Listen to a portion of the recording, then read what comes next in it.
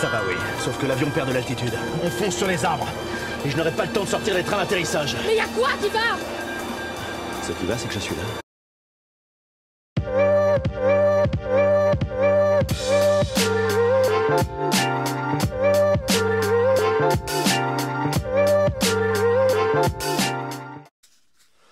Et bonjour à tous et bienvenue sur la chaîne de l'Hexamen Crypto. Nous sommes le mercredi 30 avril 2025, il est actuellement 7h31.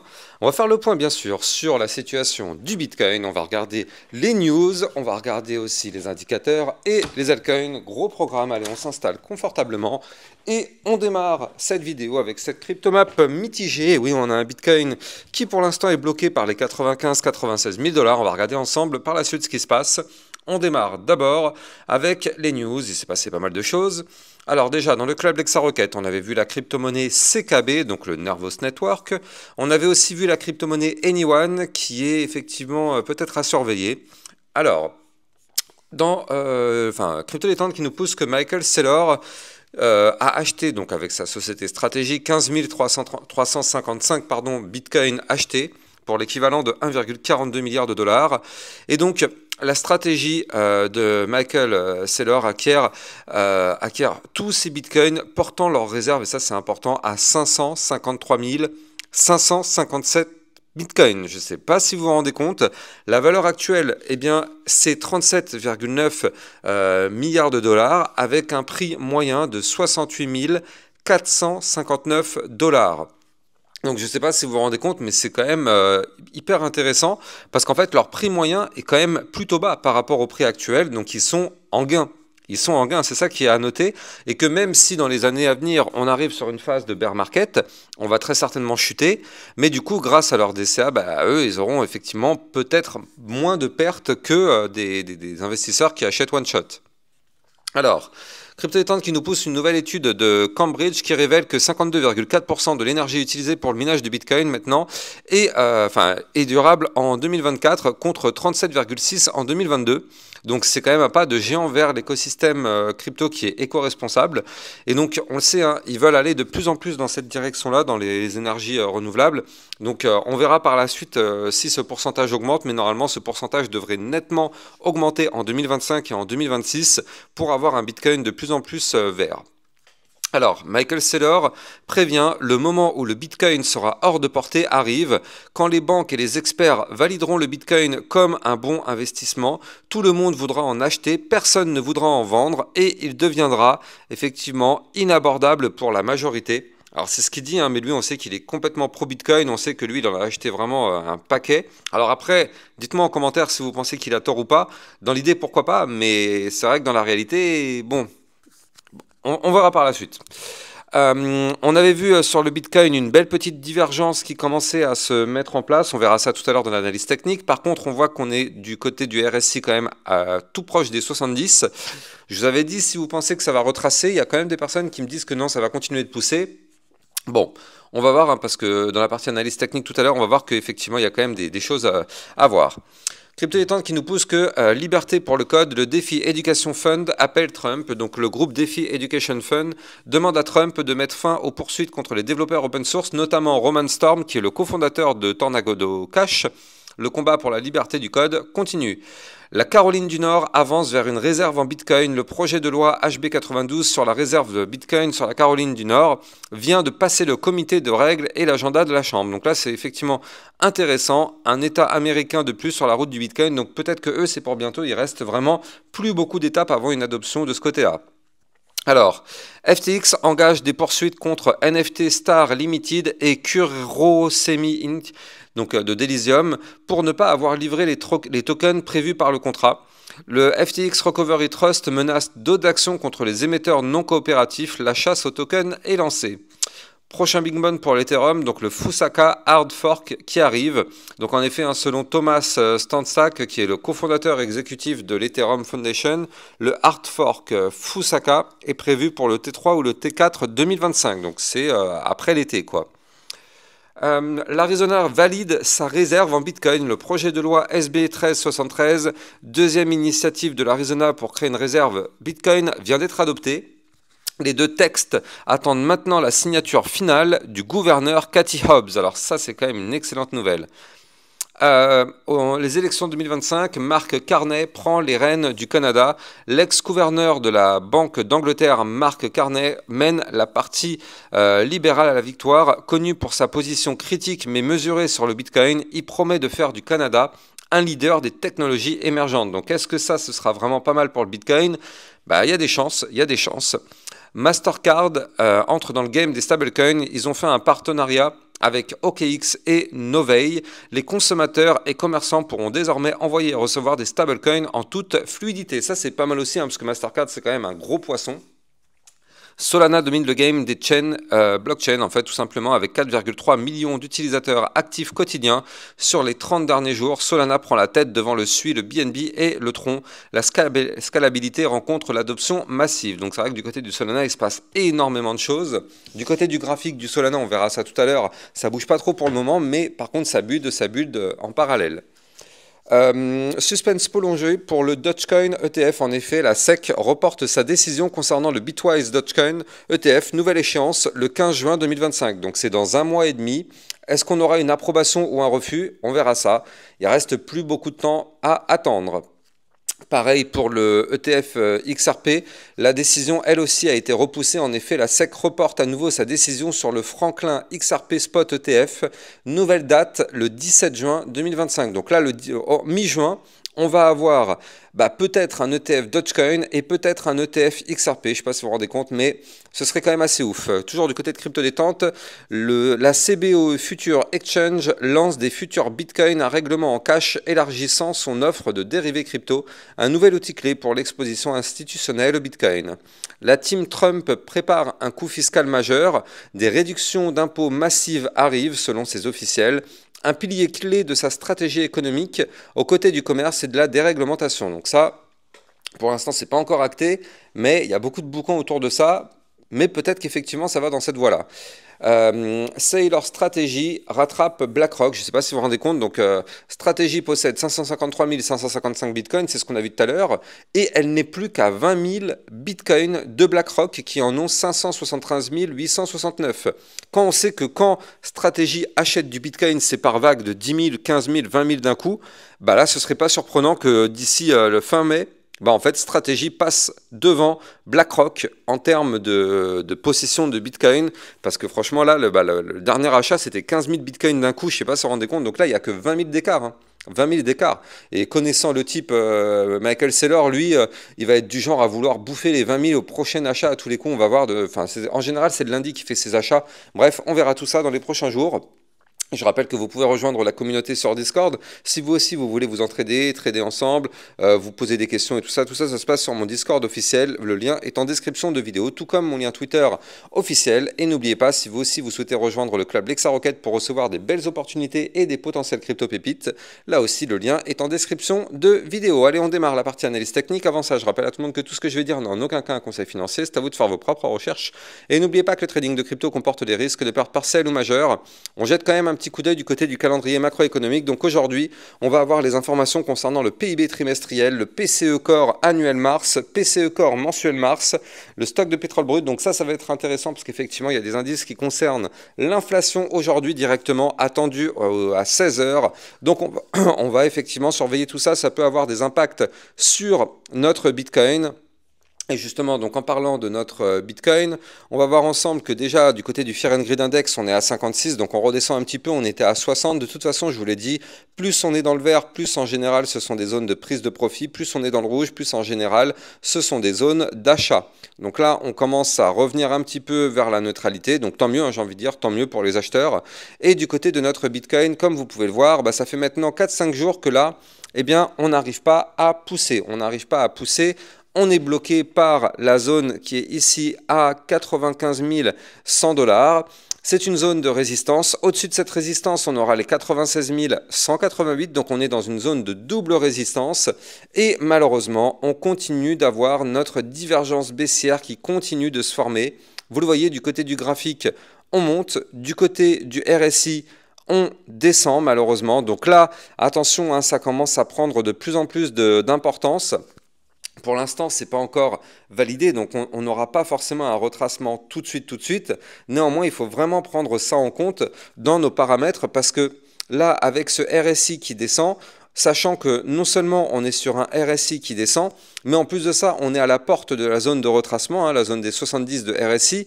Donc, graphique qui monte, RSI qui descend, RSI au 70, voire même un petit peu plus bas, vu que ça a un petit peu chuté, mais on est quand même à 67, donc on reste quand même très très proche de la zone de retracement. Est-ce que vous ne sentez pas le petit retracement se préparer là? De toute façon, on va pas se mentir, il y a de très fortes chances pour qu'on ait ce retracement, et j'ai envie de dire tant mieux parce que les retardataires qui n'ont pas réussi à prendre du Bitcoin alors qu'il y avait des prix intéressants entre les 75 et les 80, bah peut-être qu'ils auront une opportunité de racheter du Bitcoin moins cher, en tout cas moins cher que les 95 000 $ qu'on a actuellement.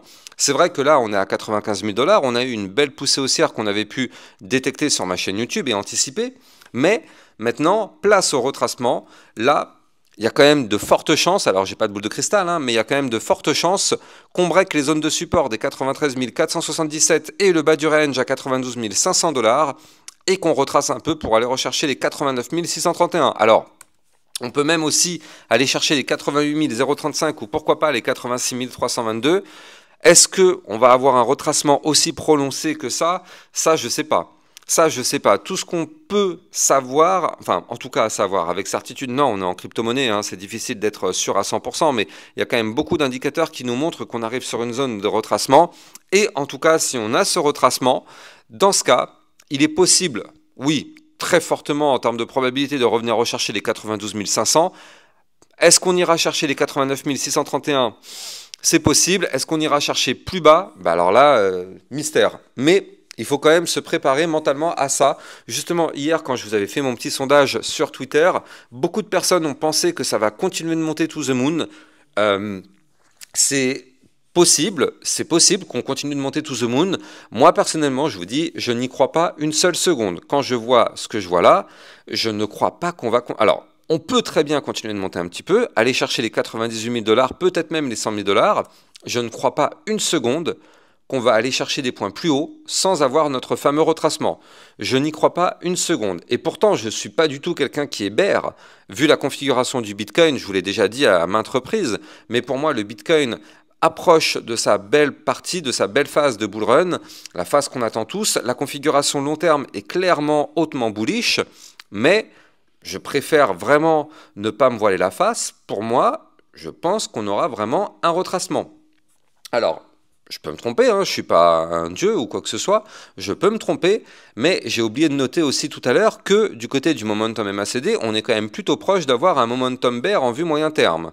Donc, ça fait quand même le MACD, le RSI qui est à 70, le RSI qui nous fait une divergence baissière, le fait qu'on est sous une résistance à 95 100 et on a la résistance juste au-dessus à 96 188, ça nous fait quand même 5 indicateurs qui sont baissiers.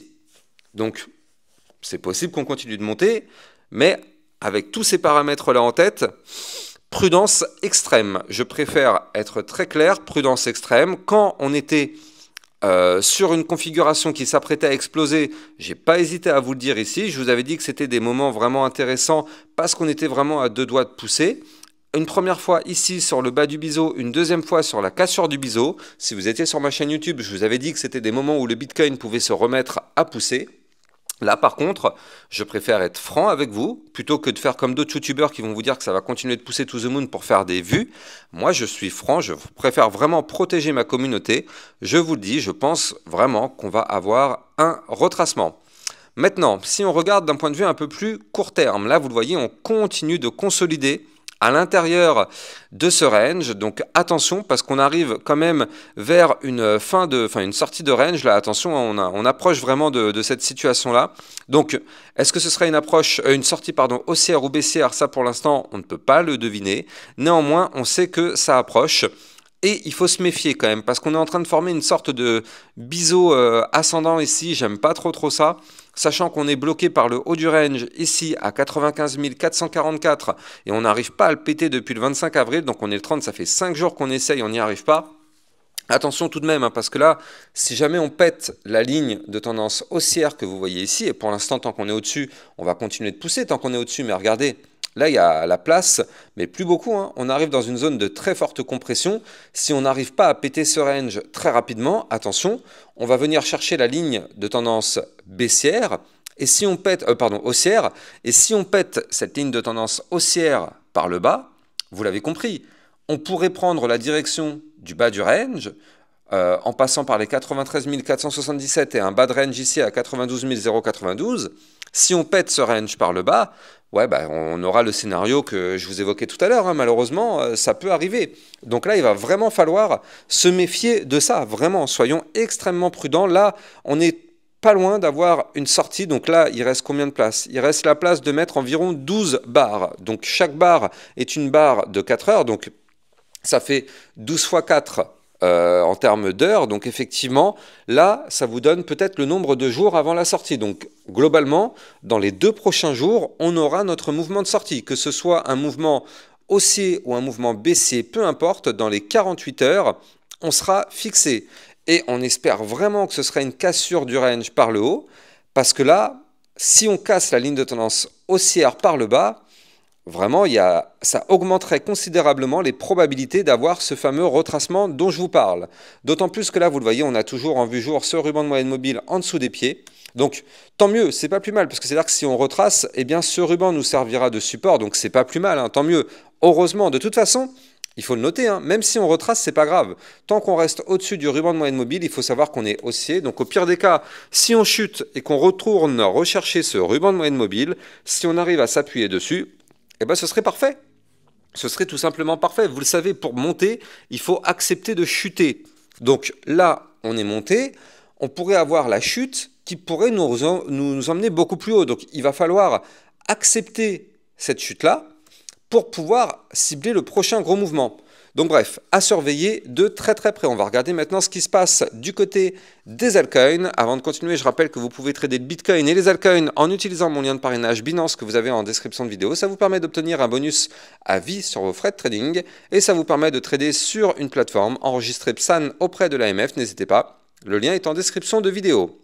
Alors du côté du Solana, ça y est, hein, vous le voyez, il est vraiment en train de faire son pullback parfait. De toute façon, on est posé sur le niveau clé qu'on avait toujours dit, hein, les fameux 145. Souvenez-vous, c'est notre haut de range sur le Solana. On avait breaké les 145, on a poussé un peu. On est revenu retester ces 145. De toute façon, nous ne sommes pas naïfs. On savait qu'on allait revenir retester ces 145. Et comme vous pouvez le voir, on n'est pas en train de bloquer n'importe où. On est actuellement posé sur ces 145. Donc bien sûr, c'est un pullback. Bien sûr, on est revenu retester un support important.